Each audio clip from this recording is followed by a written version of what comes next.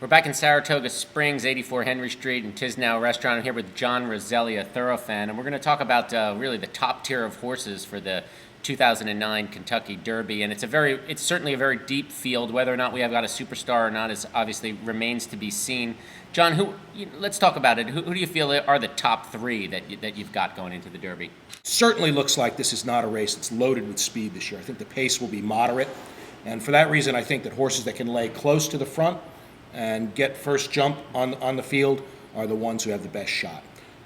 That's why I like Quality Road the best. Dunkirk has taken the lead on the outside. Quality Road battles right back with him. There goes JoJo, checked out of there, he's third. Quality Road. Now there is the issue with the quarter crack again. It doesn't sound too bad. It sounds like it's about 1.5 on a scale of 5. So he's still got a chance to start. He's got a chance. He just has to work on Monday, and he'll be all set.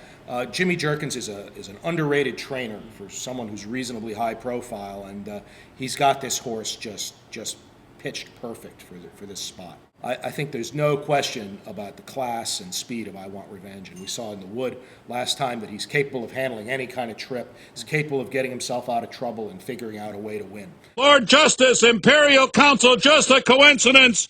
Can I Want Revenge get running room? He's in tight. He's found a narrow seam, and he is coming indeed. I Want Revenge comes on through to take the lead. West Side Bernie, second on the outside. Sounds like a profile in courage. I'm picking the fastest horses, but that's usually the way it goes.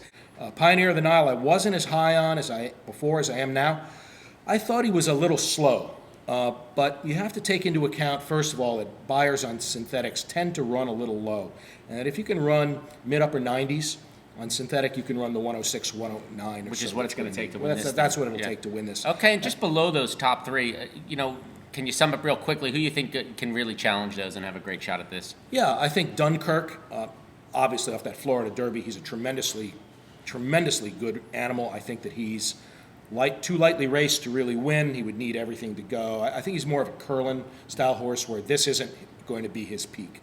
I think Square Eddie really showed me a lot.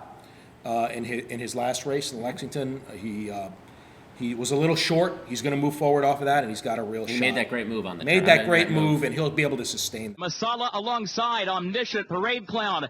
And now Square Eddie and El Crespo moving wide. Square Eddie with a breathtaking move around the far turn. He is picking off horses one by one from next.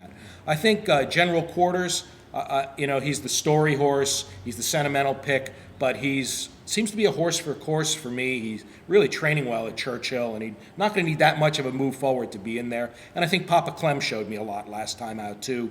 And if things break his way, he's got a shot. Okay, well, since the last time we talked, basically you've kind of moved Papa Clem and Pioneer of the Nile up in your estimation. Right. That's right. And what are you going to need odds-wise to do the top tier horses? The I Want Revenge, Pioneer of the Nile, or Quality Road? What are you going to need to bet on either of those? 4-1, 9-2.